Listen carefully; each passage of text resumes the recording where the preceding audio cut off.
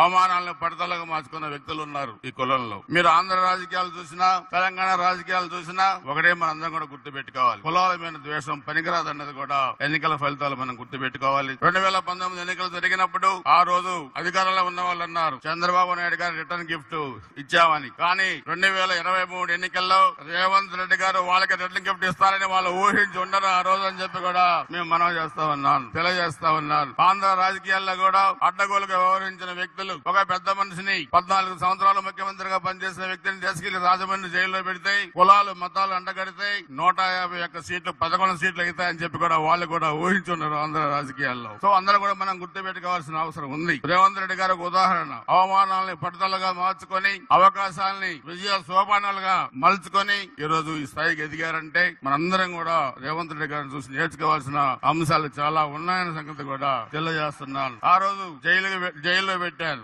ఒకటే శపథం చేశారు, నువ్వే ముఖ్యమంత్రి పదవిని అడ్డు పెట్టుకుని నన్ను అరెస్ట్ చేశావు, అదే ముఖ్యమంత్రి పెట్టేమని నేను కూర్చుంటానని శపథం చేసి ముఖ్యమంత్రి అయిన వ్యక్తి రేవంత్ రెడ్డి గారు అని చెప్పి కూడా మీ అందరిగా స్పష్టంగా తెలియజేస్తా ఉన్నాను. అందుకే కులాలకు అతీతంగా, మతాలకు అతీతంగా మనం వ్యవస్థల్లో ముందుకు వెళ్ళాలి. కానీ ఈ రోజు కులాల ఔన్నత్యాన్ని కూడా చెప్పుకొని 10 మందికి ఉపయోగపడే విధంగా చేయగలిగారంటే అది జెట్టి కుసుమ్ కుమార్ గారు అని వాళ్ళ టీం అందరూ కూడా ఒక మంచి కార్యక్రమాన్ని ఏర్పాటు చేసినందుకు నేను మనస్ఫూర్తిగా అభినందిస్తూ